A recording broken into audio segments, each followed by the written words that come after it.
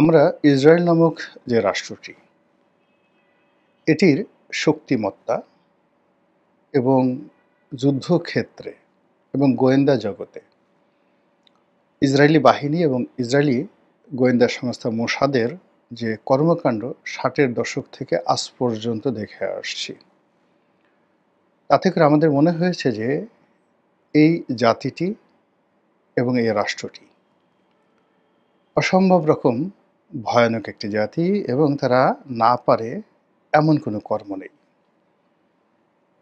তো সেই দিক থেকে অতীতে আরব ইসরায়েল যে যুদ্ধ হয়েছে, একাধিক যুদ্ধ হয়েছে এবং সব যুদ্ধে আরবদের একেবারে নতজানু নীতি, মারাত্মক পরাজয় এবং আরব ইসরায়েল যুদ্ধের পর প্রায় সব ক্ষেত্রেই সেখানে ভৌগোলিক অবস্থার পরিবর্তন হয়েছে। অর্থাৎ ইসরায়েল নতুন করে বেশ কিছু ভূমি দখল করে নিয়েছে। দ্বিতীয়ত তারা কিছু রাষ্ট্রকে বাধ্য করেছে তাদের সঙ্গে বন্ধুত্ব করার জন্য। যেমন ধরুন, জর্ডানের সঙ্গে তাদের বন্ধুত্ব, মিশরের সঙ্গে তাদের বন্ধুত্ব, এই জিনিসগুলো, সংযুক্ত আরব আমিরাত ইউএইর সঙ্গে তাদের বন্ধুত্ব, এই সব কিছুই তারা করেছে ভয় দেখিয়ে। তাদের সামরিক যে কর্তৃত্ব এবং তাদের যে যুদ্ধবিমান, অস্ত্র এবং আধুনিক প্রযুক্তির যে সফটওয়্যারগুলো তারা ব্যবহার করছে, সবগুলো নিয়ে আমাদের সারা দুনিয়ার, শুধুমাত্র মুসলিম নয়, হিন্দু, বৌদ্ধ, খ্রিস্টান সকলেরই একটা নিদারুণ ভয়। আমরা এত ভয় পাচ্ছি, পৃথিবীর অন্য কোনো প্রাণীকে আমরা ইসরায়েলের মতো এভাবে ভয় পাই না। তো এই ভয়ের মধ্যেই হঠাৎ করে ইরান এবং ইসরায়েলের যুদ্ধ শুরু হয়ে গেল। যুদ্ধের প্রকৃত চিত্র আমরা পাচ্ছি না, এটি হলো রিয়ালিটি। ইসরায়েলের মধ্যে আসলে সত্যিকার অর্থে ইরান কতটা ক্ষয়ক্ষতি ঘটাতে পারছে তার বাস্তব চিত্র আমরা জানি না, এমনকি সম্ভবত ইরানও জানে না। আবার ইরান ইসরায়েলের অভ্যন্তরে এ যাবৎকালে কী কী ক্ষয়ক্ষতি করেছে, কৌশলগত কারণে ইরান এখন পর্যন্ত সেটা প্রকাশ করেনি এবং দুটো দেশই মিডিয়া ভীষণভাবে নিয়ন্ত্রিত এবং তারা যতই গণতন্ত্রের কথা বলুক না কেন, এই দুটো দেশই প্রায় সব ক্ষেত্রে যুদ্ধংদেহী, কর্তৃত্বপরায়ণ এবং একই সঙ্গে নিজেদের স্বার্থ সংরক্ষণের জন্য তারা পারে না এমন কোনো কর্ম নেই। এবং সেখানে কূটনৈতিক শিষ্টাচার থেকে শুরু করে যা কিছু বিশ্বে রয়েছে, তার কোনোটি ইরান এবং ইসরায়েলের ক্ষেত্রে প্রযোজ্য নয়।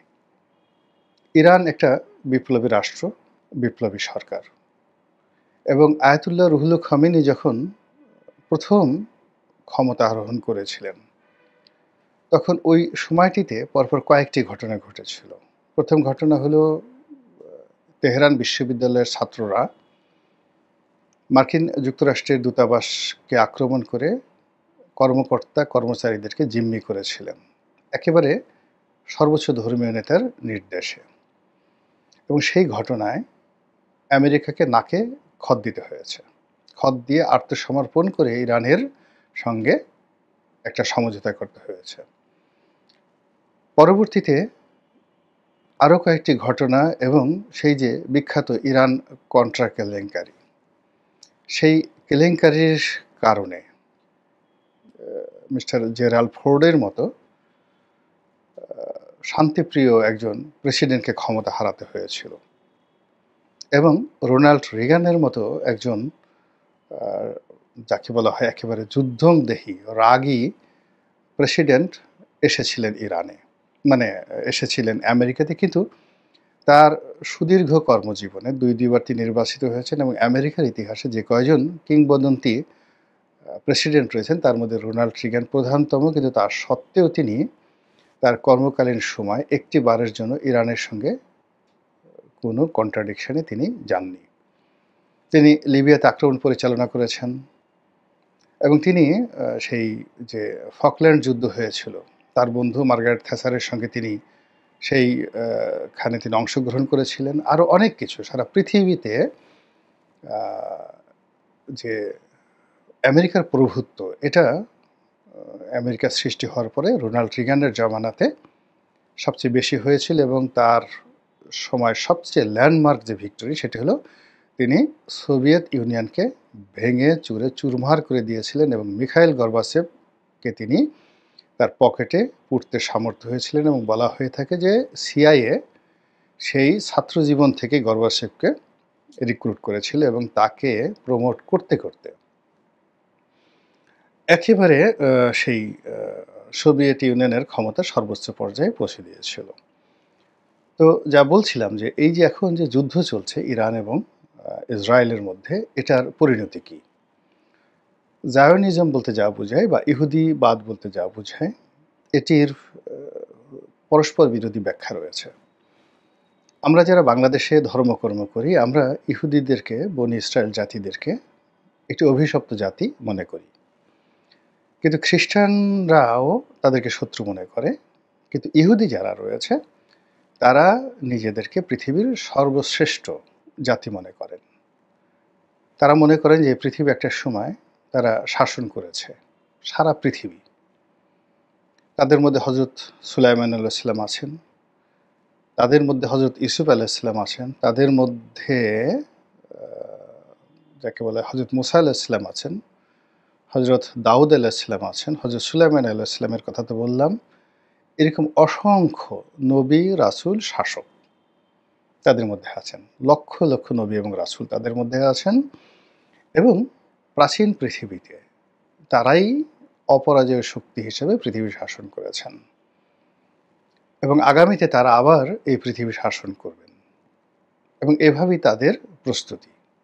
যা হোক, এনিওয়ে, এই যে দেখুন পরস্পর একটা কন্ট্রাডিকশন। আমরা মনে করছি এরা বারবার অভিশপ্ত, তাদের মধ্যে বহু জাতিগোষ্ঠী বারবার আল্লাহর গজবের মধ্যে পড়েছে, আমরা এইভাবেই জেনে এসেছি। এরকম একটা পরস্পর বিরোধী যে ইতিহাস, সেই ইতিহাসের ধারা পাতে এই 2025 সনে এসে ইরান এবং ইসরায়েল যুদ্ধ লেগে গেল। এখন ইরান এবং ইসরায়েলের যে যুদ্ধ, সেই যুদ্ধের মধ্যে যদি আপনি ভৌগোলিক ইতিহাস ধরেন, তাহলে প্রাচীন দুনিয়াতে যেটিকে আমরা ওল্ড টেস্টামেন্টের যে কাহিনীগুলো বলি, সেই কাহিনী যদি ধরেন তাহলে কয়েকটি এলাকা, আজকের যে প্যালেস্টাইন রয়েছে, ফিলিস্তিন রয়েছে, ইসরায়েল রয়েছে, এর সঙ্গে পশ্চিম তীর, জর্ডান, তারপরে সিরিয়ার সামান্য কিছু অংশ, এই অংশে মূলত তাদের রাজত্ব ছিল। কিন্তু এই রাজত্ব বারবার, মানে ইসরায়েলের রাজত্ব, ইহুদিবাদের রাজত্ব, জায়োনিজমের রাজত্ব, তারা যা কিছুই বলুক না কেন, এটা কখনো ইরাকে পৌঁছতে পারেনি, ব্যাবিলনে পৌঁছতে পারেনি, সিরিয়ার দামেস্ক পর্যন্ত কোনোদিন তারা যেতে পারেনি, তারা লেবাননে যেতে পারেনি, ইয়ামেন তো দূরের কথা, তারা আরব ভূখণ্ডের অন্য অন্য এলাকায় যেতে পারেনি, আর ইরান তো প্রশ্নই আসে না। বরং ব্যাবিলনের রাজা নেবুকাডনেজার, তার জমানাতে পুরো সেই যে ফিলিস্তিন, ইহুদি রাষ্ট্র তছনছ করে দেওয়া হয়েছে, ধ্বংস করে দেওয়া হয়েছে, একটা অস্তিত্ব ছিল না। হিটলার যেভাবে নিধন করেছে, ওই একইভাবে নেবুকাডনেজার তিনি সেই কাজটি করেছেন, যার যে ঝুলন্ত বাগান, ব্যাবিলনের ঝুলন্ত বাগান।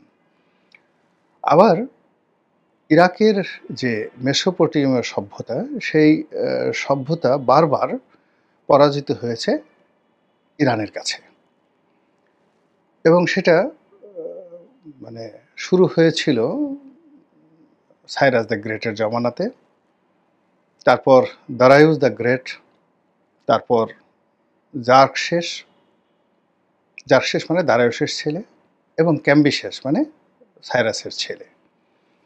তো সেই জমানা থেকে, এবং এটা ছিল আলেকজান্ডারের আবির্ভাবের প্রায় 250 বছর আগে, কন্টিনিউয়াসলি ইরান সেই তার যে ভূখণ্ড পার হয়ে ব্যাবিলনীয় সভ্যতা তারা অধিকার করেছে এবং সেখান থেকে ফিলিস্তিন থেকে সিরিয়া থেকে গোলান হাইটস হয়ে তারা চলে এসেছে লেবাননে, লেবানন থেকে তারা গেছে ইয়ামেনে এবং ইয়ামেন থেকেই এই ইরানিয়ান ডাইনেস্টি পুরো আরব পেনিনসুলা তারা শাসন করেছে। মক্কা, মদিনা, হেজাজ এই সমস্ত এলাকাকে তারা কোনো গুরুত্বের মধ্যেই ধরেনি। তারা মূলত আবিসিনিয়াকে তাদের যে আরব পেনিনসুলার এই জায়গার যে হেডকোয়ার্টার, আঞ্চলিক হেডকোয়ার্টার, এটাকে তারা আবিসিনিয়াকে তারা করেছিল, মানে আজকের ইথিওপিয়াকে। সেই ইথিওপিয়া থেকে তারা তাদের যে সাব যাকে বলা হয় ডিস্ট্রিক্ট, তাদের মানে বিজনেস হাব বা যাকে বলা হয় administrative hub for Arabian country, সেটা ছিল আবিসিনিয়া, ইথিওপিয়া। আরবের কোনো রাষ্ট্রকে তখন তারা মনে করেনি যেখানে একটা হাব থাকা দরকার হতে পারে এবং সেখান থেকে তারা তাদের সেই ডিস্ট্রিক্টকে সেকেন্ড ফেজে এনে তারা তাদের যে হেডকোয়ার্টার সেটা করেছিল ইয়ামেনের রাজধানী সানাতে। অর্থাৎ ইয়ামেন থেকে তারা শাসন করত পুরো আরব অঞ্চল এবং ইয়ামেনের যারা শাসক ছিলেন তারা জীবনে কোনো দিন রিয়াদ, মক্কা, মদিনা, কুয়েত বা এই যে এখনকার দুবাই এই সমস্ত এলাকায় আসতেন না এবং তাদের প্রভাব এত বেশি ছিল যে ইয়ামেনের শাসক মানে ইরানের শাসক যদি ধরেন আপনি নওশেরওয়া, আল্লাহ রাসূল যখন যাকে বলা হয় নওশেরওয়া, আল্লাহ রাসূল যখন জন্মগ্রহণ করেন তখন সেখানে শাসক ছিলেন নওশেরওয়া। তো নওশেরওয়ার গভর্নর ছিলেন নাজ্জাশী, ইথিওপিয়ার রাজা ছিলেন নাজ্জাশী। তো নাজ্জাশীর শাসক ছিলেন মানে গভর্নর ছিলেন ইয়ামেনের বাজান, বয়াকার বা জয়াকার যা বাজান। তো আপনি চিন্তা করুন যে পারস্যের সম্রাট তো দূরের কথা, ইয়ামেনের যে শাসক ছিলেন বাজান, তিনি মক্কা মদিনার কোনো বেদুইন সর্দারকে যদি গ্রেপ্তার করতে চাইতেন তাহলে একটা ফরমান দিয়ে একজন বা দুইজন যদি সৈন্যকে তিনি পাঠাতেন। আরব উপদ্বীপের লোকরা এতটা ভীত সন্তুষ্ট ছিল যে তারা ভয়ে সেখানে গিয়ে তারা উপস্থিত হয়ে যেত, মানে ওখানে যুদ্ধ করা তো দূরের কথা। এইরকম ছিল ইরানিয়ান ডাইনেস্টির যাকে বলে প্রভাব এবং সেই প্রভাবটি তারা ভূমধ্যসাগর পাড়ি দিয়ে গ্রিসে, তখন প্রাচীন বিশ্বে গ্রিস ছিল নাম্বার ওয়ান সুপার পাওয়ার। ইউরোপে আমেরিকা তখন আবিষ্কৃত হয়নি, অস্ট্রেলিয়া হয়নি, তো পুরো গ্রিস এবং যেটা গ্রিস আমরা এখন বলি সেটা তখন ছিল গ্রিক। আরও স্পষ্ট করে বলে গ্রিকের সাথে যুক্ত হয়েছিল মিডিয়া ডাইনেস্টি, লিডিয়া। লিডিয়া মানে আজকের যে তুরস্ক, আজকের যে তুরস্কর সাথে গ্রিস, এথেন্স, এবং এথেন্স তখনও শুরু হয়নি, তখন স্পার্টার যুগ, ছোট ছোট নগররাষ্ট্র। তো সেই যুগ থেকে শুরু করে যাকে বলা হয় সেখান থেকে ইটালি মানে রোম, এই অঞ্চলটা পর্যন্ত পুরোটা ছিল ইরানের কর্তৃত্বে সায়রাসের জামানাতে, দারায়ুসের জামানাতে। এরপরে ইটালি থেকে পার হতে হলে বা ইটালির সীমান্ত পার হতে হলে আল্পস পর্বতমালা লাগে, এরপরে ফ্রান্সের পরে এরপরে ধরেন ইংল্যান্ড, জার্মানি, অন্যান্য ইউরোপীয় দেশ। তো এটা তখনও পর্যন্ত তারা ওদিকে প্রয়োজন মনে করেনি। মুসলমানরা যখন সেই তারেক বিন জিয়াদের জামানাতে যখন স্পেন আবিষ্কার করলো তখন ফ্রান্সের একটা বিরাট অংশ তারা দখল করে রেখেছিল মুসলমানরা, কিন্তু উল্টো দিকে কিন্তু আবার এই দুইয়ের মধ্যে পর্বতমালা, এটা বিরাট ভৌগোলিক। মানে এই যে একটা লম্বা কাহিনী বললাম যে গত ৫,০০০ বছরের যে ভৌগোলিক ইতিহাস, সেই ইতিহাসে যদি ইউরোপ ধরেন, আমেরিকা ধরেন, তারপরে ইংল্যান্ড ধরেন, ফ্রান্স ধরেন, তারা সবাই এক একটা করে ডাইনেস্টি প্রতিষ্ঠা করেছিল এবং ইউরোপে সবচেয়ে বেশি সময় যারা রাজত্ব করেছে এবং সবচেয়ে বড় রাজত্ব যারা করেছে তারা কিন্তু ইংল্যান্ড না, সেটা হলো অস্ট্রো-হাঙ্গেরিয়ান একটা ডাইনেস্টি ছিল, যেটা প্রথম মহাযুদ্ধে সেটা শেষ হয়ে যায়। তো আজকের যে অস্ট্রিয়া রয়েছে, সেই অস্ট্রিয়ার অধীনেই ইউরোপের একটা বিরাট অংশ, ইনক্লুডিং ফ্রান্স, দীর্ঘদিন এই অস্ট্রো-হাঙ্গেরিয়ান ডাইনেস্টির অধীনে ছিল। এবং এই ডাইনেস্টিটা যখন ইউরোপ শাসন করত, তখন কন্টেম্পোরারি তার চেয়ে একটা বড় শাসন ব্যবস্থা গড়ে তুলেছিল অটোম্যানরা। তারা পূর্ব ইউরোপের একটা বিরাট অংশ, যেটি রাশিয়া পরে দখল করেছিল। তো পূর্ব ইউরোপের একটা বিরাট অংশ, সোভিয়েত ইউনিয়নের একটা বিরাট অংশ, অর্থাৎ রাশিয়ার এখন একটা অংশ, তার সঙ্গে সঙ্গে যে সিআইএস কান্ট্রিগুলো আছে, এর পুরোটাই ছিল অটোম্যানদের অধীন। তো অটোম্যানদের অধীন, এবং অটোম্যানরা পুরো মধ্যপ্রাচ্য তারা দখল করে নিয়েছিল, এক্সেপ্ট ইরান ছাড়া। এমনকি মিশর তারা দখল করে নিয়েছিল। তো এই যে কাহিনী বললাম, যে মানব জাতির ইতিহাসে ৫,০০০ বছরের ইতিহাসে কোনো একটি সাম্রাজ্য তাদের যে glorious time, not more than 100 years, ১০০ বছরের বেশি কারোর গ্লোরিয়াস টাইম ছিল না। এমনকি অটোম্যানদেরও না। তাদের প্রায় ৭০০ বছর তারা শাসন করেছে, কিন্তু ১০০ বছরের বেশি তাদের গ্লোরিয়াস টাইম ছিল না। পাক ভারতে ধরেন মুঘলরা শাসন করেছে, কিন্তু নট মোর দ্যান 100 ইয়ার্স, ১০০ বছরের বেশি তাদের গ্লোরিয়াস টাইম ছিল না। আকবর, জাহাঙ্গীর, শাহজাহান, আওরঙ্গজেব, এই ৪ জনের সময়কাল। এর বাকি সময় তারা ৩৫০ বছর শাসন করেছে, but not a glorious time. ইংল্যান্ডের একই অবস্থা। ইংল্যান্ড তারা ১০০ বছরের বেশি পৃথিবীকে শাসন করতে পারেনি। এর আগে টানাপোড়েন, ভাঙাচোরা। আর ফ্রান্সেরও একই অবস্থা। তো সেই দিক থেকে ইরানের যে ডাইনেস্টি প্রাচীন দুনিয়াতে, তারপরে মধ্যযুগে তারা পৃথিবী শাসন করেছে শত শত বছর ধরে, উইথ পাওয়ার, ডিগনিটি, এবং যাকে বলা হয়, যেটাকে রাজনৈতিক জৌলুস বলা হয়। তো এই অতীতের যে ইতিহাস, সেই ইতিহাসকে যদি আমরা আবার নতুন করে শুরু করি, দ্বিতীয় বিশ্বযুদ্ধের পর মূলত ইরানের দুরবস্থা শুরু হয় প্রথম মহাযুদ্ধ থেকেই। কিন্তু অর্থনৈতিকভাবে ইরান, কালচারালি আবার তারা খুব দ্রুত নিজেদের অবস্থান করে নেয় আমেরিকার, যাকে বলা হয়, মানে প্রভুত্বে। কিন্তু সেই ইরানিয়ান রেভলিউশনের পরে এই জাতিটি এখন যেভাবে এগুচ্ছে, তাদের অর্থনৈতিক অবস্থা হয়তো দুর্বল অন্য দেশের তুলনায়, কিন্তু তাদের নিজস্ব একটা আইডিওলজি যেটা গড়ে উঠেছে, যেটা পৃথিবীর এই মুহূর্তে অন্য কোনো দেশের ঠিক সেম আইডিওলজিটি নেই। অর্থাৎ শিয়া ধর্মভিত্তিক যে আইডিওলজিটা তারা তৈরি করেছে, সেই আইডিওলজি পৃথিবীর আর কোনো দেশে আইডিওলজি ভিত্তিক কোনো রাষ্ট্র নেই, একমাত্র ইরান এই পৃথিবীতে। এবং এটা হলো ইউরোপ এবং আমেরিকার জন্য সবচেয়ে ভয়াবহ অবস্থা।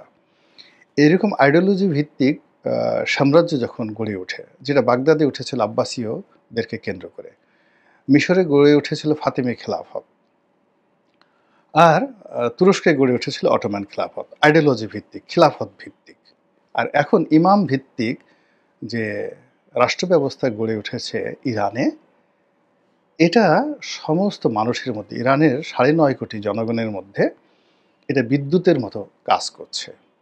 ফলে এ জাতির সঙ্গে যুদ্ধ করা কখনোই সম্ভব না। এরকম একটা আইডিওলজি ইরানের ইতিহাসে কখনোই ইরান গড়ে তুলতে পারেনি ৫,০০০ বছরের ইতিহাসে। তা উইদাউট আইডিওলজি ইরান পৃথিবী শাসন করেছে। আর এখন আইডিওলজি নিয়ে ইরানের অবস্থা কি হতে পারে, এটা নিয়ে মূলত আমরা রাজনীতিবিদরা, রাজনৈতিক বিশ্লেষকরা আমরা কথাবার্তা বলার চেষ্টা করছি। অন্যদিকে ইউরোপ এবং আমেরিকা, তারা এই যে আমার মতো ক্ষুদ্র যারা ইউটিউবার রয়েছেন, বিশ্লেষক রয়েছেন, আমাদের জ্ঞান যদি সেই একটা মহাসাগরের সঙ্গে তুলনা করেন, একটা মহাসাগরের নুড়ি পাথর, আর সেই দিক থেকে আমেরিকা, তারপরে ইসরায়েল, এরপর ইংল্যান্ড, তাদের যে যাকে বলা হয় গবেষণা রাজনীতি নিয়ে, সেই গবেষণা সেই সমুদ্রের মতো। সেই গবেষণা দিয়ে তারা ইরানকে যেভাবে জানে, সেই জানার কারণে তারা প্রথমত একটা ওয়েব সৃষ্টি করেছে, তারা বিভক্তি সৃষ্টি করেছে, তারা বিভেদ সৃষ্টি করেছে, শিয়া সুন্নি, তারা বিভেদ সৃষ্টি করেছে জাতিগত, ইরানিয়ান, কুর্দি, আরব। তারা বিভেদ সৃষ্টি করেছে অর্থনৈতিক, এবং তারা এই বিভেদ ত্রিমাত্রিক বিভেদের পরে একটা ভয় সৃষ্টি করেছে আমেরিকার এটা আছে। তারা আমেরিকা থেকে যেকোনো একটা সুইচ টিপলে সেই পাহাড়ের মধ্যে সবকিছু ঢুকে যেতে পারে ইত্যাদি অনেক কিছু। কিন্তু ইরান যেটা করেছে সেটা হলো তারা কতগুলো যুদ্ধ, আমেরিকার যে যুদ্ধ কাছাকাছি তারা দেখেছে। যেমন ইয়ামেনে আমেরিকার পরাজয়, সিরিয়াতে আমেরিকার পরাজয়। তারপর তারা দেখেছে লিবিয়াতে আমেরিকার পরাজয় এবং তারা খুব ক্লোজলি দুইবার আমেরিকার পরাজয় এবং বিজয় দেখেছে। রাশিয়ারও পরাজয়, বিজয় দেখেছে আফগানিস্তানে। যেহেতু তাদের সীমান্ত হওয়ার কারণে খুব ক্লোজলি, ঘনিষ্ঠভাবে তারা দেখেছে এবং এই ঘটনার সাথে তারা জড়িত। ফলে আমেরিকা কতটুকু লাভ দিতে পারে, তার কতটুকু ক্ষমতা রয়েছে, এটা একেবারে মুখস্থ বলে দিতে পারে ইরান।